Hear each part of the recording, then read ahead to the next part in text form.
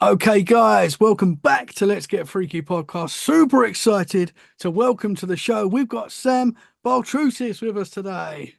Did Hey, I how's it say that? going? Did I say that correctly? Did I say You that correct? did. You did. Yeah, that was great. Let's go, man. Let's go. I'm excited to have you here, brother. I'm very excited to have you here. You've been on t television. You're an author. You're big in the paranormal world. So I'm excited to have you here, man. And you live in one of the, I would say, coolest places in the world, New I England. I have to agree with you, but I did say right before we came on that I like we could switch places because I love the UK as well. So Oh man. Well, the thing is, we're quite obviously we're quite similar. We came over to there back in the day, a few right. years ago, and we brought all our names. So all the names are the same. I find it so interesting, man. It's like Yeah. every name that you've got in the UK, every town you can find in New England as well. Yeah, like I'm actually working on a book, so we have like Gloucester. I mean Boston. There's a Boston in the UK, Yeah, Cambridge. Pretty much anything in Massachusetts has a UK equivalent. yeah. I love it, man. I love it. It's like they went over there and it was like, we've already got names. It's okay. We don't need to. We don't need to think of any new names. So as I said, you're a medium. You've been on TV, many paranormal shows. I'd like to go to the start with you. Sure. Where does it all start for you with a paranormal? What got you into this subject? Well, I mean, I was pretty much terrified most of my life. So I was born with a gift, and so I had experiences as a young lad or young boy. But I had experiences, and so I was kind of like Danny Torrance from The Shining, or like the kid from The Sixth Sense. I at first it started off it was just my grandfather communicating with me, and then it got darker for me. So I started attracting darker energies at a younger age. And I put on paranormal blinders and pretty much didn't go there for most of my young adult life. And then I was a journalist for about 20 years or so. So I did write the occasional, like, paranormal themed article. And then I wrote an article that was turned into my first book, Ghost of Boston. And that's kind of when I had to kind of take off the paranormal blinders and really focus on writing about the history. And I kind of went in terrified, but with the idea that a ghost is history demanding to be remembered. So I Hmm. wanted to use the ghost lore to lure people into the history. But then it started kind of becoming my life, and so I started going investigations and having experiences, and it went from the third person narrative to my having an experience like pretty much every time I Yeah, investigated. yeah, yeah. But they say you look into the paranormal, it looks back, and I think Yeah, there's definitely something it to that. really does. It kind of sucks you in, and you're there. You're like, okay, what do I do now?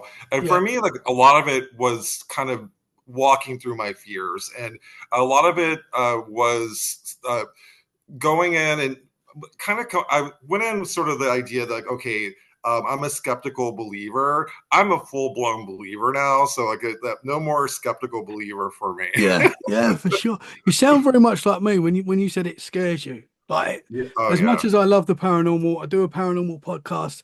I've had a lot of experiences. Um, it does scare me. It really does, and it always had. But I've always had that fascination with it as well, and that's obviously why we do what we do. But so going back And to when you, sorry, yeah, and that's the big for me the big lesson was the entities that I was encountering were feeding off my fear. So once I learned that secret, like that, I'm like, hey, I'm actually giving them energy, and they're getting stronger and stronger because I'm like, yes, what I have experiences. So I basically actually wrote a book called Fueled by Fear, and I do feel that the entities are fueled by fear. interesting. That's very interesting you say that. I've had recent experiences in where I live now, and the family was experiencing it, and I think we was all giving it fear. And I think when you do that, as you just said, they feed off that energy, and more things seem to happen when you like don't pay too much attention to it. Don't give it the fear. Things seem to calm. Yeah, I've taken that approach probably like the last year and a half. I'm like, you know what? I'm gonna go through investigations in life. Like when I go out in the field, I'm gonna go out there with the idea that I'm not gonna be afraid, even though I'm kind of like crying on the inside, you know. but I'm just like I'm not going to show them that I'm afraid. So what happened? You know, like it has toned down. So what was going? It was before a lot of it was me walking into a location, expecting to be like scratched or pushed or see something that scared me, and I'm going, and you know what? I can handle anything that comes across like crosses my path, Hmm. and um and and so far so good, knock on wood, but then other things have kind of happened since then. So I'm not completely lost my fear, but I Yeah. have taken a different approach, and it seems to be working. Interesting. That's interesting, man. So when you was a child and you started getting, was it messages from your grandfather, did you say? No, so I'm clairvoyant, so I literally saw him on the corner of my bed. So Wow. he was well. So for me, it started off with dreams, and I would have like pretty prophetic dreams.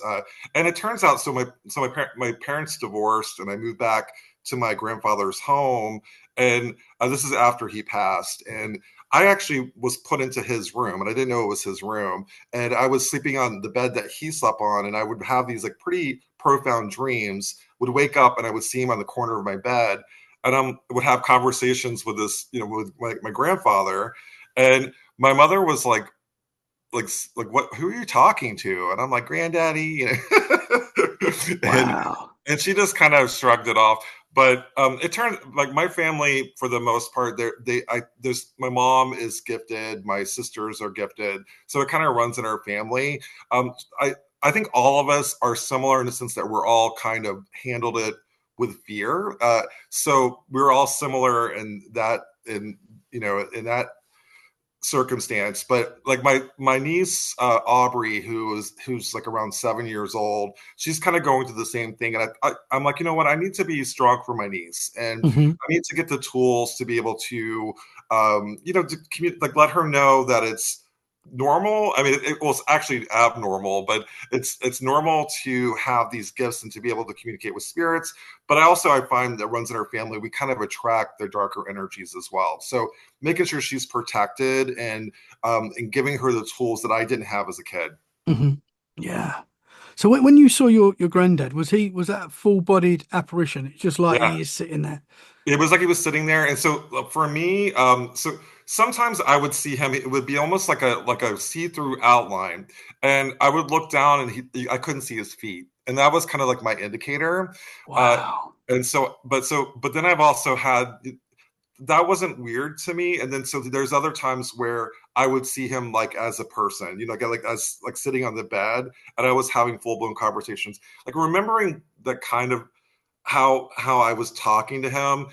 Is still kind of traumatic, like in the sense of you think back on it, because after that it got darker, other things started happening, and whether or not I was seeing, you know, actually having clairvoyant visions, or if it was something else pretending to be my grandfather, like that's something I'm like, Yeah. oh, I hope it was my grandfather. Yeah. I think Yeah. it was, but Yeah, man.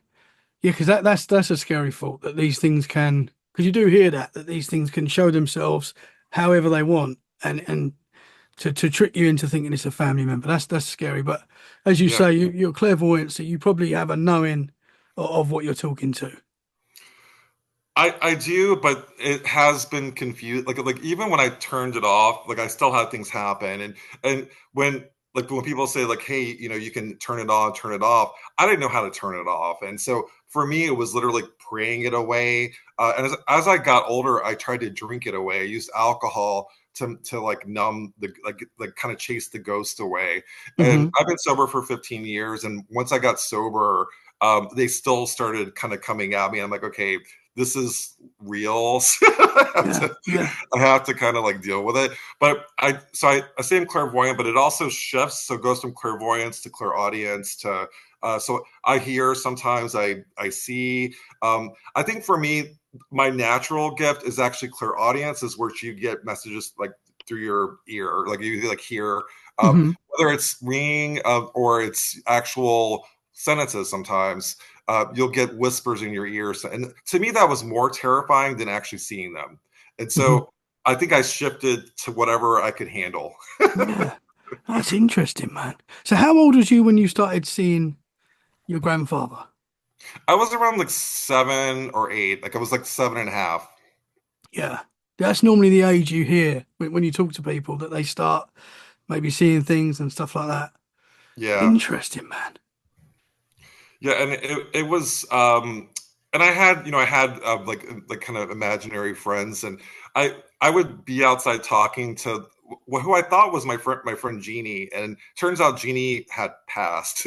And so I was having this full-blown, like I would like Wow. play with her, and we would like hang out together. And because I was an awkward kid, so, and I'm the oldest of several kids, but my sister was off doing other things, and I was out playing with my ghost friend. It sounds cool to me, man. Yeah. Wow. So you said that things started getting a little bit darker. If you don't mind talking about what that meant, what happened there. Yeah, so right around that time, so like I was, having like kind of realizing that Jeannie wasn't real, like she wasn't a real person. I'm like, oh, that was kind of like shocking to me. And then my mother's like, oh, that's like, and I described her and all that, and it turns out that she was a neighbor, like a neighbor's daughter who had a couldn't even walk. She had cerebral palsy, so there was no way she could have been outside playing with me. And that's the thing. Like, so she had passed, but there was a period where she was alive too, and I was wondering if maybe she kind of like somehow like left her body to go outside to play with. I don't know. I'm still kind of like Mhm. traumatized by that. But with that said, I mean, so it got darker for me. Um, we had these bay windows, and I remember being in my room, and my sister was also like, because it was a smaller home, so we had to put all our siblings in like one room. And so I woke up and I saw two red glowing eyes in the window at night. And this was like in the, not to age me, but this was like in the 80s. So this is after like Amityville Horror and all that. So part of me was like looking back at that, was I somehow influenced by Amityville Horror? Maybe someone like in the neighborhood was playing a trick on me. I don't know, but it's something that when I was a kid, it really traumatized me. And seeing the red glowing eyes, and you can kind of see it was like a shadow person with almost like with like a hat, a The man with a Hat hat. Man. The Hat Man, possibly. Well, I mean that's that. So he's come back since then, and so I don't think it's the Hat Man. I think it's a man with a hat who Hmm. happens to stalk me. So- Yeah. Wow. So was this, you say this was outside your window? It was, yeah. It was like a Oh. bay window, and I was looking. I was in my bed. My sister, and I asked my sister later, who is also gifted as well, but she doesn't want to admit it. She remembers that too, and we both were terrified, and we didn't want to sleep in that room. And we actually, like after that, I'm like, I would sleep on the couch in the living room because I was just so scared of that room. Wow. Can you remember the red eye? Do you remember if they, I know this might be difficult, were they like human eyes but just red, or were they just, can you remember what they looked like? There were red glowing eyes. Yeah, it was like red glowing eyes. If you think about like, I don't know. I'm like sort of like light bulbs, like just sort of like red glowing eyes. You could see the outline, and you could see a hat, and the hat kind of looked like a Puritan era hat. And I didn't at the time. I didn't really know that, Hmm. like that it was a Puritan hat. But again, I had an experience. I've had multiple experiences since then. And actually, another thing to point out too. Every time I talk about the man with a hat, the computer shuts down. So Oh no. he's Oh an no. energy drainer. He's an energy drainer. So it may cut us off if we Oh talk about it man. too I much. mean, the amount of times that someone has said that to me and then it happens, like, and you can be having a perfect internet and everything's going fine, and all of a sudden, bosh. Yeah, and it's one of those things that haunted me as a child, and it got like that was the kind of the point where I just completely shut down. I was scared of the dark. I sleep. I still sleep with the light on. Man, It's one of you those you things sound that like me right now. This is It's just Yeah. exactly the same as me. Sorry, man. Yeah. Yeah, I sleep with the light on, and I do that because it just makes me feel comfortable. And I work the overnight shift, so I like to be up during the overnight, and then I sleep during the day because Yeah, I it's just something that I've done for a long time, and it's kind of made me into a night owl. yeah. No, I'm exactly the same, man. Like if the wife's away, and I will have the TV on. Like if I'll have the TV on, or I'll have a light on, or I'll have a podcast playing, just because I'm scared of the dark. I know Yeah. so we're both scared of the dark. Yeah, it's funny because like when we go to investigate, like I go to an investigation, I do investigate a lot. I'm like, hey, can we leave the lights on while we're investigating? Because I always because like, hey, I'm clairvoyant, so I have to be able to see what's in the room. And they're Yeah, like, okay, like we normally turn the lights off when we investigate, but I actually have gotten much better, and I have and do I still sleep with the light on? I do, but I have like a little like night light. yeah, I kind of cheat with it a little bit. I just have to have some light yeah. in the There's room. something there. Yeah, 100%. When you've just got that darkness, when like us, when you've seen stuff at night, where it's terrifying and it sticks with you, and you can't. The possibility that there could be something there is always there. Like you can't, as you said before, you can't switch the paranormal off. It just Yeah, happens. So anything can happen at any time. And once you're open to that, it's scary, man. So I'm totally with you. yeah, and you have to kind of work the muscle. So when I started going investigations and things were happening, I was working the muscle whether I liked it or not, and then it just sort of progressively got more more intense, and to the point where now I identify as a clairvoyant, as a medium. But I also feel that it's like some people think, oh, this is a gift. For me, uh, I tend to connect with the darker energies, and that's something that I don't really view that as a gift. Like that's a thing that I would rather not want to connect with. Yeah, yeah. That's But interesting. but what I've learned though is a lot of times that the spirits, especially if there's anything like unfinished business, they'll present themselves in a kind of in a monstrous form. So I will see them like a monster. And so that's what I have to kind of remind myself, that they were, if it in fact was a human being at one point, I have to treat them like that and not be afraid. So Mhm. I do think a lot of times they kind of present themselves in ways that um, give them energy to manifest, and they were kind of get like feeding off my fear. And whether Yeah, they were human spirits or non-human spirits, and not seeing the D word, uh, but I think that I attract elementals, for example, and I attract other non-human things, like perhaps like thought forms, and I do think thought forms and egregores are a real thing. yeah. Interesting, man. Because this is like, do you think we can create basically entities just talking about this stuff, thinking about this stuff, and Yeah. we literally create these entities? Yeah, and even just like when I was saying before that he kind of turns off my computer sometimes. um, Yeah. I it's like if I don't get put that out to the universe, I try to block it, and Hmm. it seems to work when I do it like that. So I have to kind of be careful not to manifest anything when I'm Yeah. talking about these certain energies. Yeah, man.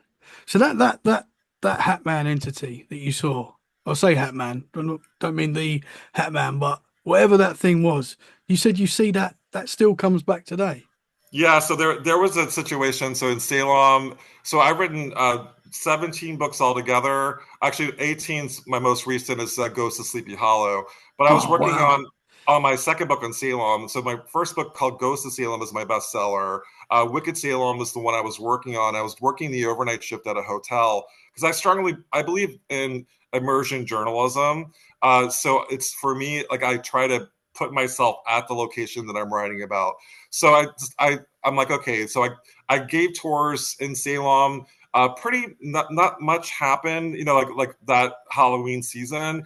So I started a job at a hotel during the overnights in like November of 2017, and then I was working the overnight shift. and things started progressively happening during this working at this hotel. So Salem becomes a ghost town after Halloween. It's pretty busy in October, and there were maybe it was a new hotel, so there was not a lot of guests in the hotel, and they were still under construction.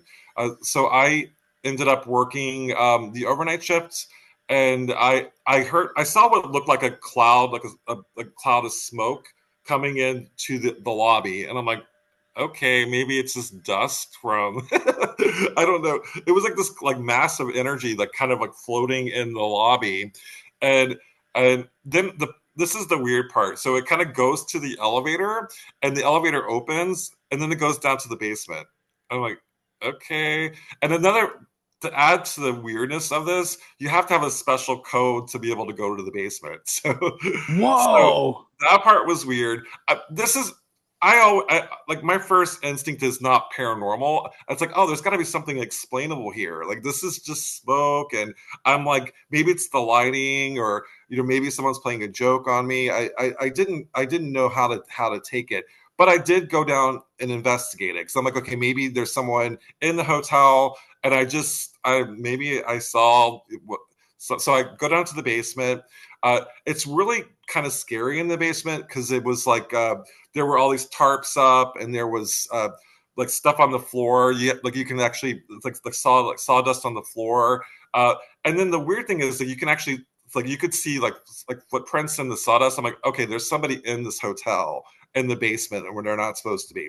So I was walking down the pathway to this wall. Now, the interesting thing about this hotel is there were tunnels that allegedly connected different buildings in downtown Salem.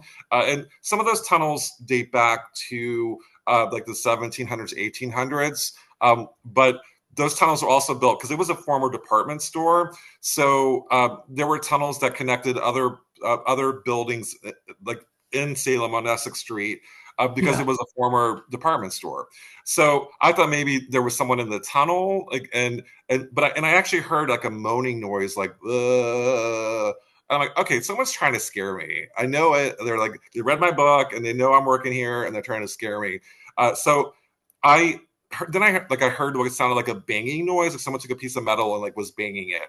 I'm like, that's like too over the top. So like maybe someone's trying to break into the store next to the hotel. So I go up onto Essex Street, and then to see if the store was okay, if someone was in the store. And that's when I saw him. I saw the man with red glowing eyes. He was in the window. I can communicate with him, and I'm getting chills talking about it again. He was like, "Can you see me?" And I'm like, "I can see you." And I froze in fear looking at this man with a hat, and it was very clear that it was a Puritan hat, and it was red glowing eyes, just like I saw as a kid.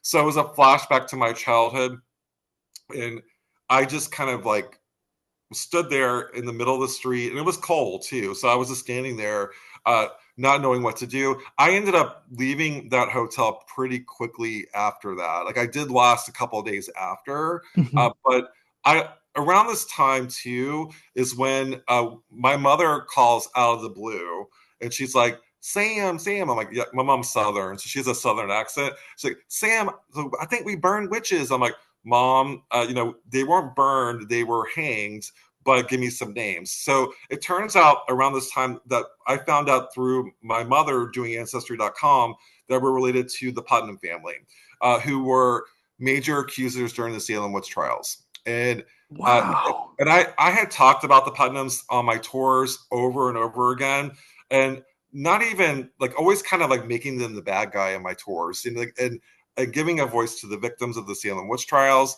So I think at this point it came back because I had like once I found out that I was related to the Putnams, it went from passion for the Salem Witch Trials to severe guilt. Like I had a lot of guilt that I was related to the bad guys, to the ones that accused actually 62 people that my distant cousin Ann Putnam Jr. accused. And so that guilt really was weighing on me. Like I was thinking about it a lot, and I feel like that this thing was like feeding off of my guilt.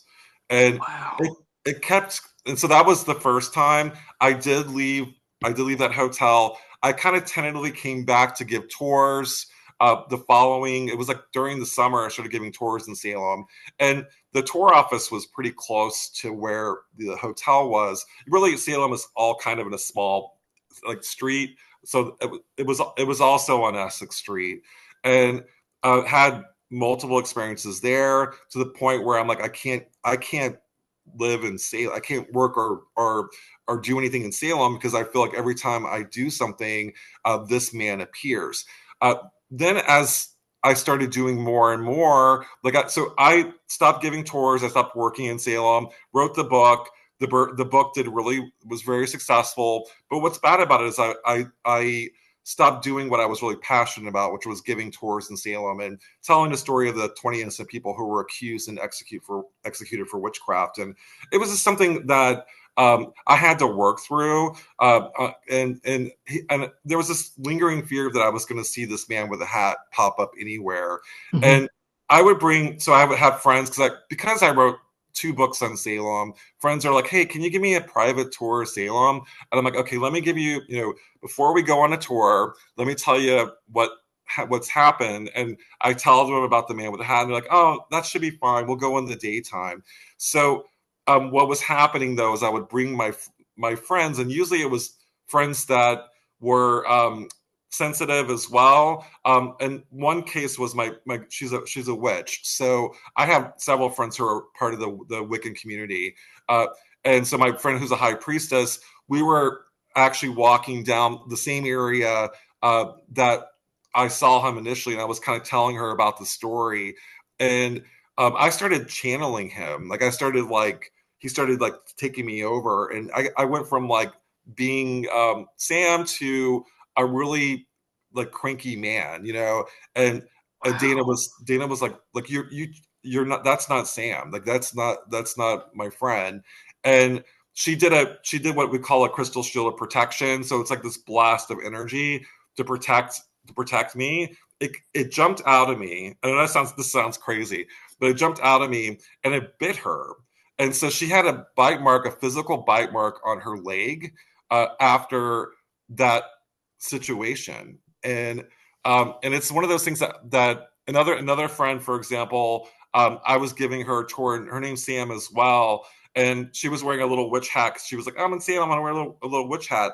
And she's actually one of my students now, and so I work with empaths and mediums as well. But anyways, we were walking down Essex Street, and she actually earlier in the day, like a concrete block almost hit her in the head from falling from a roof.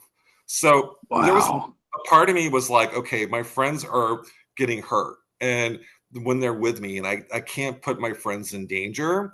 So I stopped giving tours in Salem. I stopped doing the friendly tours on the weekend, and it was almost like I would be open about this, and they're like, "Oh, that almost like they wanted to see this, and they did, and then they're terrified." I'm like, "Yeah, I Yeah. told you, I told Yeah. you that this is going to happen." So, Wow. yeah, yeah. Wow. I mean, Salem is such a cool place. I've not actually been there yet, but that is somewhere I really want to go. Fascinating place. And people that I've spoke to that have been there say that there's an energy there that you can just feel. You feel that energy. It's an area, obviously, of great history and high strangeness. And yeah, man, wow. What? And a lot of people are like, like I went to Salem and I didn't see a ghost. Well, they go in October and there's like thousands of people on the Mhm. streets of Salem. You're not going to see the ghost in October. You're not going to have a paranormal experience. Although I have in the past, but for the most part, like I've had most of my experiences during off seasons.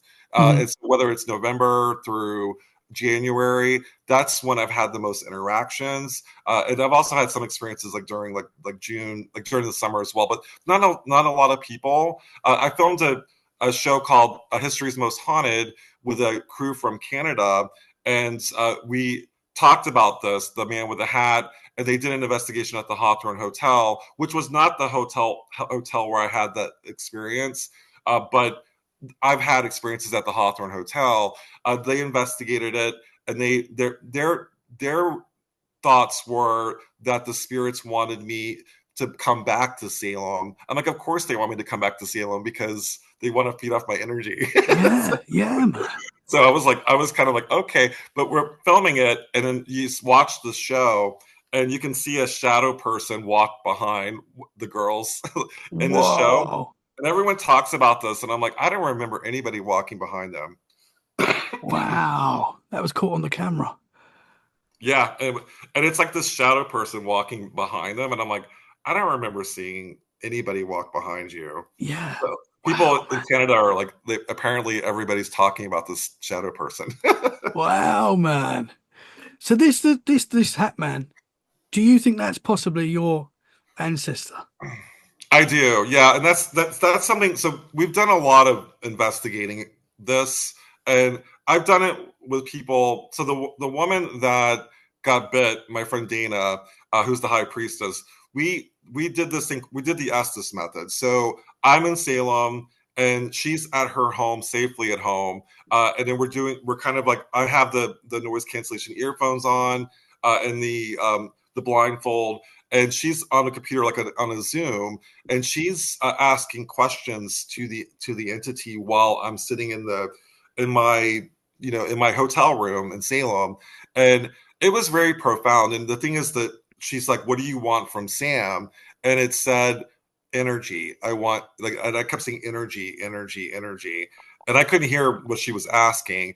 And also in the session, we believe it was Giles Corey, so someone that came into the room.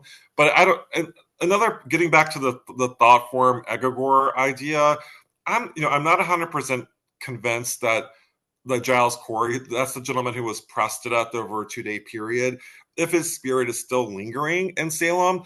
But I'm also I think that sometimes, like, energies can splinter. So I think that maybe it's a splinter part of Giles Corey that psychically imprinted itself on the land Hmm. when he was pressed to death. And it was a horrific way to go. And also, to add to it, my distant cousin, Ann Putnam Jr., and her father, Thomas Putnam, were the ones that came up with that form of torture, that form of execution.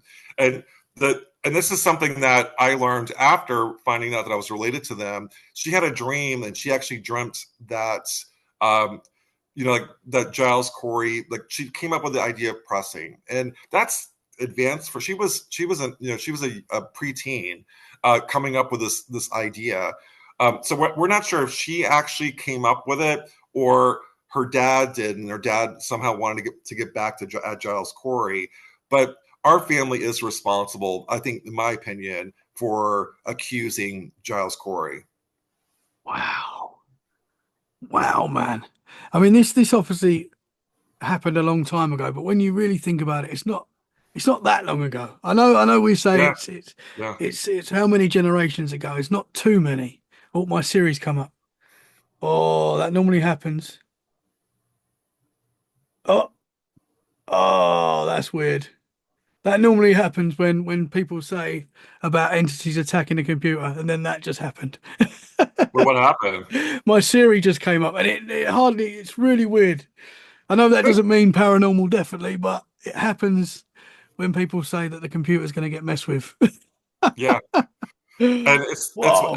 it's pretty. It's happened a lot. And I try to hold back my emotion, because I did find that if I did, like, when I'm telling the story and I kind of tell it with emotion, that it almost feeds off that. So I try not to do that. Wow. I try to Yeah. laugh. Yeah. Good energy. Yeah. Yeah. Man. So how far are you from Salem now? You still live So close? I live in Somerville, so it's not too far. I mean, like, the commute is, I take the train, so the commute is a lot, like 20 to 25 minutes or so. Oh, close then still. Yeah. Man. When that entity started taking you over and you could feel your, how did that feel? Is that something you'd experienced before, or was this the first time you'd ever felt something like that? Yeah, there was a whole situation where I had an attachment, and this was actually the 100th episode of A Haunting, and that's a TV show that I was on. Oh, And wow.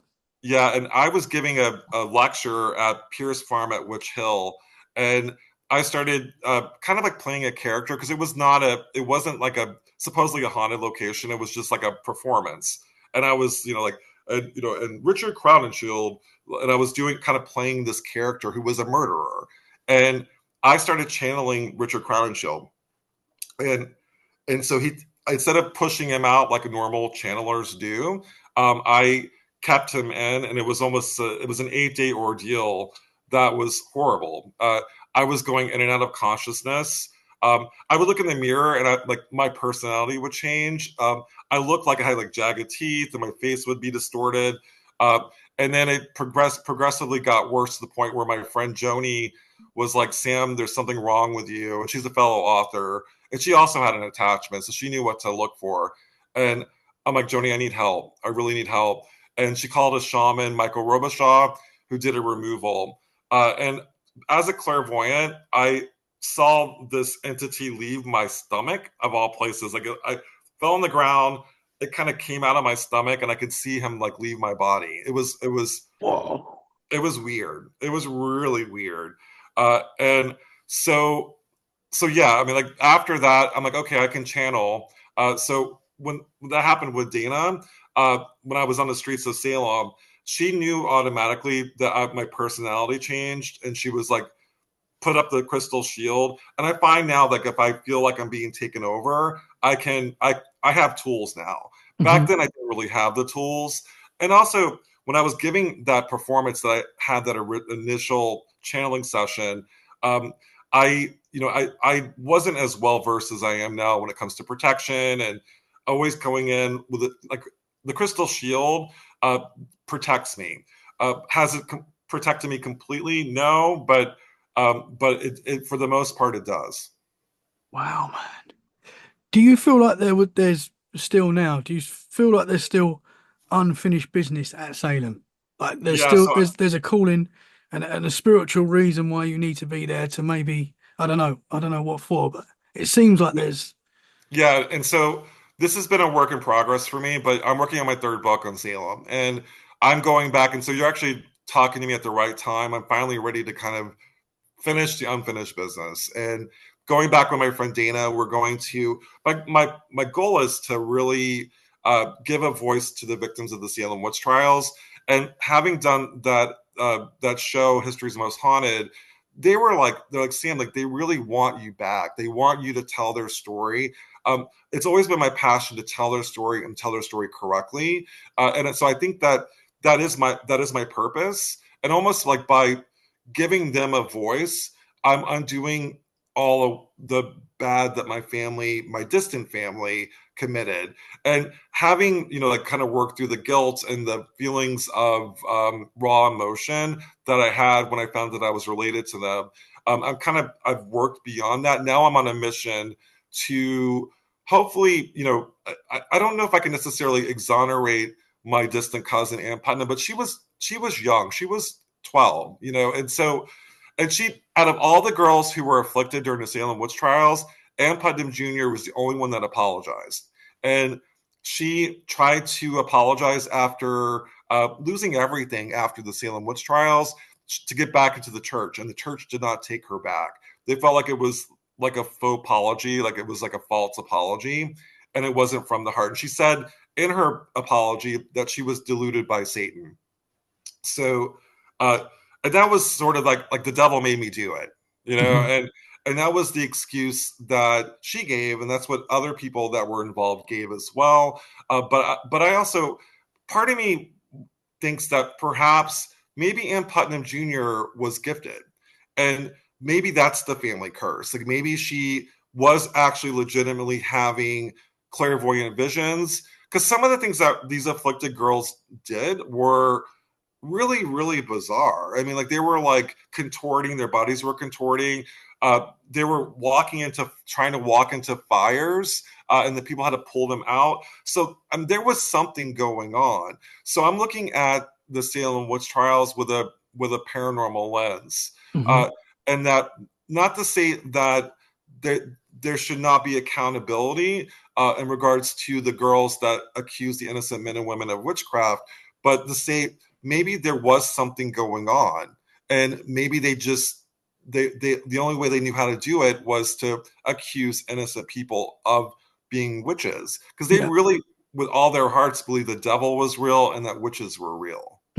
Yeah. I read a book recently on the Salem Witch Trials. It's very difficult because some of the facts are hard, and it's hard to get to the real truth of it. But those times were pretty wild. Like you couldn't dance. You know, there was a lot of strange rules that they had at that time. It was a mad period of time, that's for sure. It really was, and a lot of it, like there were things like if you said your prayers out loud, like that could be used to accuse and execute you for witchcraft. Like Yeah, weird things. People were stripped naked, and they were what they called witch marks were looked. So if you had like a skin tag or a skin anomaly, that could be used to accuse you of being a witch. that's So wild. it was you're kind of like damned if you do, damned if you don't. Like you, if someone really was out to get you, and one of the afflicted girls said, "Hey, I had a dream that Goody Glover sat on my bed and she afflicted me."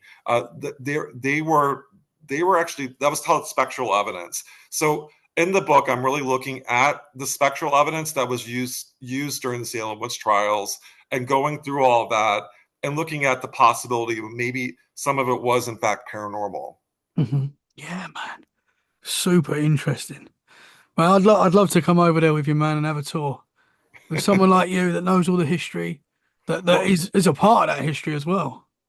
Well, and that's the thing. Like, so people love going on my tours, but I always give the caveat: if you go on a tour with me, like you may get bit or you may be hit by a falling rock. Yeah. So maybe Do you we'll ma- stand like far apart from each other. do you make him sign a wager? Like it's not you can't come back to me on this. Like this is your choice. Okay. And it's like the man with the hat. Like my relationship with him has definitely changed since the second book. After learning that he was feeding off my energy and off my fear.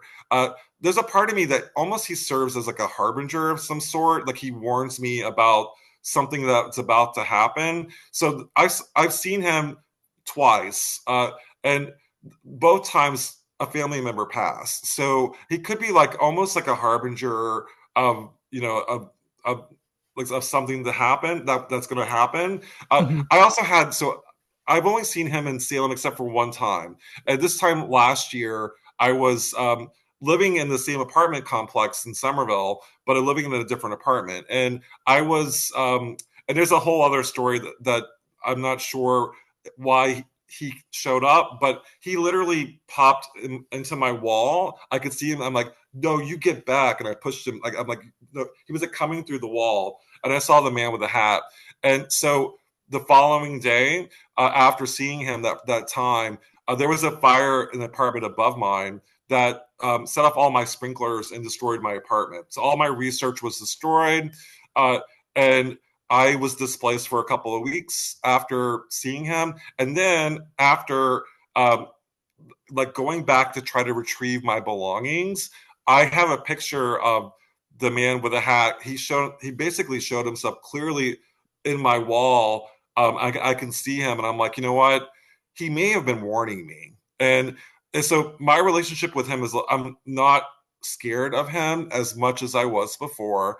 Uh, do now if I see him again, that's not good because it's like a warning, Yeah. like someone's gonna pass, or something like that, almost like a banshee. Um, Mhm. but but I do feel that I feel like that my relationship with him is less based on fear and more of, hey, maybe he is a family member, and I had to rule out the fact that it's not the Hat Man; it's a man with a hat who may Mhm. be my family member. Wow, man. Do you still feel his presence? Like often? Well, I will say he's always behind me. People do see him, like other clairvoyants and other mediums see him with me a lot, almost like he's always with me. And he'll pop in, especially if I'm talking about him. But I do get that a lot, but I also get that he and I have a relationship now where he doesn't bother me because he knows that it scares me. So it's almost like we have this like relationship now. Yeah. And so I'm like more of a mutual understanding. But what I don't want is any of my friends, and I have to say this out loud, any of my friends to get hurt. because like that to me is like that, like that's crossing a line. Hmm. So no, and in both cases, well, my friend Sam, I don't know if she's a witch per se, but she was wearing a witch's hat. But my friend Dana is. So a part of me feels like that this person has an aversion to witchcraft, and so. That's another thing too. I have a lot of witch friends, and I don't want my witch friends to be hurt. So I'm like, listen, they're off limits. You can't hurt them. And what's interesting too, like what I generally like working with witches because a lot of the darker energies stay away from witches because witches know how to bind and banish them, and Hmm. so it's funny he kind of gets around that though. Yeah. So my witch friend's like, yeah, he's with you, he's right behind you, and I'm Yeah. like, okay. Wow, man. Is there any other entities or anything else like that that you see on a regular basis? He's pretty much like the one. I mean, I've had a lot of experiences, I did a show called Curse of Lizzie Borden. There was something else that came from that investigation. So Curse of Lizzie Borden was a pretty profound thing. We did a part of the investigation in the woods, and there was a lot of elemental energies in these woods. And I woke up, and this is after the investigation, actually crossing over spirits during the investigation. What looked like a tree man. It had like long pointy fingers, had his hand in my mouth, and was holding me down on my bed.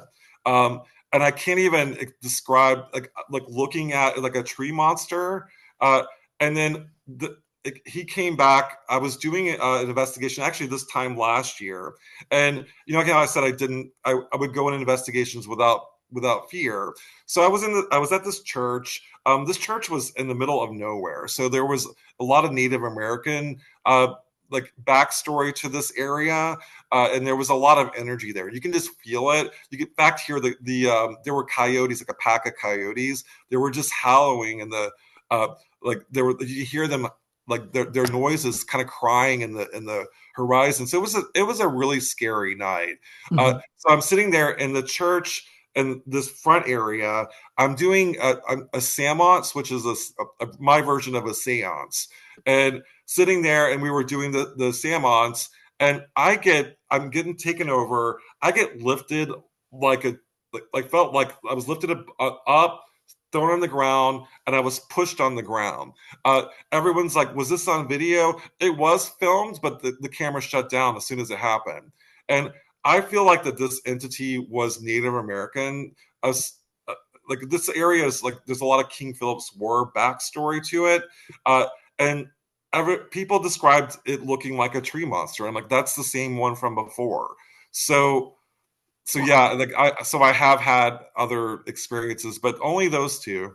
I don't want any Wow. more.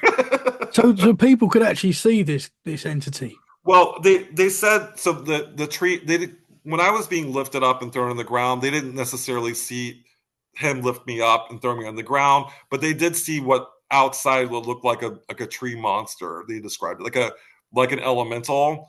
Hmm. And I asked my friends who are in the community, like, have you ever heard of a tree monster before? And they're like Groot, and I'm like, okay, yeah, like Groot.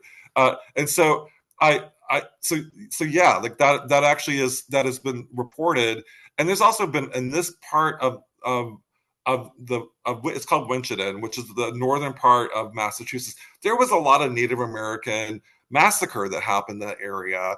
There was the Micmac Indians as well. And what's interesting about that night, so I had that happen, and you would think that that would kind of like stop me from investigating because it was that terrifying. But what happened after is like there was a young man who was actually a member of the Micmac Native American tribe who felt called to go there that night.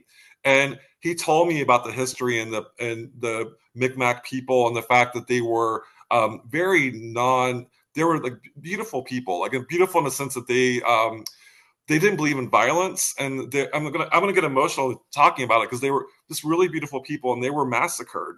And so the fact that I was thrown on the ground and had that experience after, it was worth it for me. And so I just feel like that this thing was trying to show me something. It was Hmm. trying to whether it was the massacre there or if it was trying to show me that, hey, listen, like, listen to the land. I wish he would have thrown me on the ground, but I also feel like that I was there for a reason, I was so sore after that, and I have rheumatoid arthritis, so my body was just like inflamed after it. So I wish it wasn't like it wasn't so physical. Yeah, yeah. Throw me a bit softer. Yeah, yeah, Wow. And it's interesting to say the camera shut off as well, because that's something you hear so often. Like people that are looking into the paranormal, they'll go, oh, the camera went off. But that happens. That happens so often with it. These things, however they do it, they can mess with our technology. Well, we see it all the time.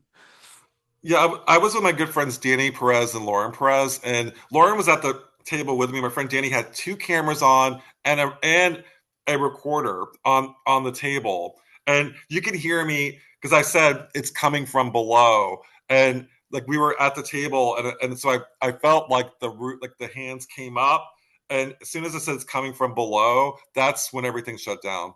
Whoa. Yeah, It's interesting, man. I've talked to a few people as well that have reported seeing things like Groot, as you said, Groot from the Marvel movies, but like yeah, a big version. yeah. I've heard people, like, a lot of people say that. Is that, I mean, I don't like, I don't, I haven't really heard that very often. Is that something Mhm. like, is that a UK thing or is that something that, I don't know. I don't know. I mean, in the UK, obviously, we've got you've got Bigfoot, Sasquatch-like creatures all around the world, and I'm not right? taking it, but it's you've got the woodwoe in the UK. People call it the woodwoe, I think, and that's basically like an elemental. It looks like if you look at pictures of these things, they look a bit like Bigfoot, but just they look like trees, basically, like walking, moving trees. I Yeah. need to do a little bit more research on that. I don't know too much about them, but that's just there is that law here, yeah. But I think it's everywhere. I think it really is everywhere, all this stuff. Yeah. And I live in the city, so it's just sort of like I don't have too many tree monsters in Yeah, this that's area. good. But when I did the investigation that I had that initial encounter, I was in the Bridgewater Triangle, which is pretty famous for having a lot of Native American energy. Yes. Yeah, so it's like the Freetown State Forest area, and I've had experiences there as well. I was with my good friend James Zanita, who was a demonologist, and we were there during the day, like walking through the Bridgewater Triangle. And as we were walking through, there were like a locust. I don't know, like these like little like these insects were swarming at us, like diving at us as we're walking into the forest. So that was our first experience in that part of the forest. But then I kept almost like we went back in time, and there was you can feel like that there were things like watching us in the woods. So that area, Whoa. like puckwudgies, like Yeah, I that, was there's a just lot of, about to say that. yeah. Yes. I've never experienced a puckwudgie. I think I probably would flip out if I did see a puckwudgie. But I mean, I've seen Groot, and I've seen the Hat Man, so I could probably Yeah. handle a puckwudgie. Well, what you're saying that you're feeling things watching you, and the area feels strange. That is what a lot of people report with the Pukwudgie. That Yeah. that that that sort of thing. So you're possibly in the presence of a man. Yeah, and I think that we were, and so we were walking down this path. Oh, and something else that happened too is, so he was with his son Caleb, who was like 5 years old. So he was like, we were kind of taking like a walk through the woods kind of thing, because he had to babysit his son that day, and so he was walking with Caleb, and then all of us, I'm like James, get Caleb out of the woods now, like get him off the road now, and he's like, why? And all of a sudden there was this army of like bicycles coming through, like there were motorbikes that were coming through. They would have been hit if I didn't get them off the road. So you know and so it was a really terrifying experience, Hmm. my first time in the Bridgewater State Triangle, but then after like having that investigation, which there was really no reason for us to be, we did, it was Curse of Lizzie Borden, so we were at the Lizzie Borden bed and breakfast, and I don't know, we were they're like, hey, we're going to go out in the woods tonight, and I'm like, okay. And so we moved the investigation out to the woods. The whole backstory was that that wooded area was close to where John Morris, the uncle, Lizzie Borden's uncle, where he supposedly had a house. So that's why we're out there. But it turned into a completely different investigation that led to this tree monster following me home. Wow. Wow, man. Wow. So a difficult question, and it's a Sure. question that is sometimes people go to me, what are you asking me? But what do you think the paranormal is? Like, what do you think is going on? I know none of us really know. Like, we're all trying to work it out. But what do you think? What do you think we're seeing with these entities? What do you think is happening? Well, I mean, when I first started writing books, and so like sort of like my public persona versus what I put in my books are two different things. So I try my best to be objective in my books. When I'm talking on podcasts or on television shows, I kind of I kind of go there because I feel like that I think a ghost is history demanding to be remembered, and I still stand by that. But what's going on? I do feel like that things are shifting. I do think that you'll see people that were not sensitive before, kind of opening up and kind of embracing their sensitivity. So I do think that there's something planetary, like the planets are shifting and people are. I mean, the Native Americans called it the quickening, and I think that we're going through the quickening now. But I do feel like that there's a lot of interdimensional stuff. Portals are either opened or have been opened, and so if I'm seeing a monster, it's not from this world, it's from another dimension. And so I personally think like Bigfoot and cryptids and all that are interdimensional, and I think that there's a way for them to kind of cross over from the other dimension, uh, and they know how to do it and we don't. Hmm. So or maybe we do and that they just haven't told us yet how to do it. Yeah, we're just trying to figure it out. That makes a Yeah. lot of sense, though, man. While we can't catch up with these things, but so many people have experiences. There's physical evidence, and yeah, man. So it makes a lot of sense that these things could come in and out of our world.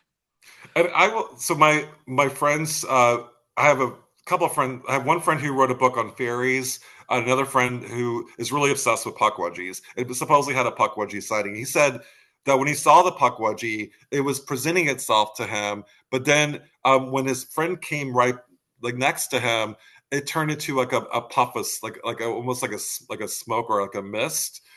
So it can kind of like disappear, like poof, like that kind of thing. Hmm. I think, and his thoughts are that it can, if it wants to show itself to you, it will. And so that's something like I don't want to see a puckwudgie, and so maybe that's why it hasn't presented itself. Maybe it knows that I'm afraid, but maybe I have seen it and I just blocked it out, or I don't know.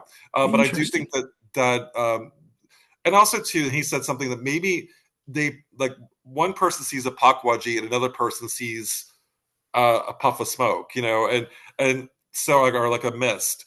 And so I'm like, that's actually a good point. Like whatever, like you can either accept or whatever scares you the most, it's going to present itself like that, almost like it's going to be a different manifestation depending on what terrifies you. And for me, like the man with the hat with red glowing eyes, that's my childhood fear. So if you're going to try to get the most fear out of me, present yourself as the hat man, and and it worked. Yeah, interesting, man.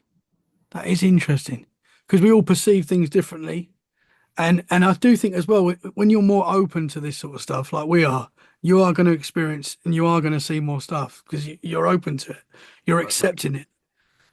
Interesting, man. Did he say what the puckwudgie looked like? Yeah, so he said, okay, I had to actually ask this question. I'm like, what did he look like? So he looked like a little person. So I would say about I don't know, like 2 feet or 3 feet. Had it didn't have clothes. It was uh kind of like animalistic, kind of a cross between a humanoid and an animal, and had like kind of like prickly hair in the back. It had a pointy nose, according to him, and it was great. It was kind of grayish in color. Interesting. Interesting, man. Because that fits the description. I've talked to a few people that have seen these things, and that fits the description. I love it. I love it, man. So interesting. Sam, I've loved talking to you today, brother. Thank you so much. I'd love to get you back on. There's a lot more we can talk about. I know you said you got your Sleepy Hollow book and a lot of other books, and I'm fascinated with all that area. So I'd love to get you back on, man, and talk to you more about more historical places and more stuff that you've experienced. Absolutely. Yeah, we could talk a whole episode on the Ghost of Sleepy Hollow. Oh, let's do it, man. I find that so interesting. Thank you so much for coming on today, man. I've really enjoyed talking to you. Super interesting. Can you tell the listeners where they can find you? Sure, you can go to my website, sambaltrusis.com. Awesome, man. And I'll share that in the show description. Thank you so much. Keep us posted if anything else happens. And yeah, I'd love to talk to you again, man. Thank you. All right, thank you so much, Tommy. Guys, thank you so much for listening to the show. I hope you've enjoyed it. If you did, share it where you can. That is a great way to support us. If you'd like to be a guest on the show, get in touch if you've got any stories you'd like to share. We've got an email in the show description that you can find. Send us an email or find us on social media. We'd love to talk to you. Keep it freaky, stay safe, and bye for now. Thank you very much, sir. Thank you.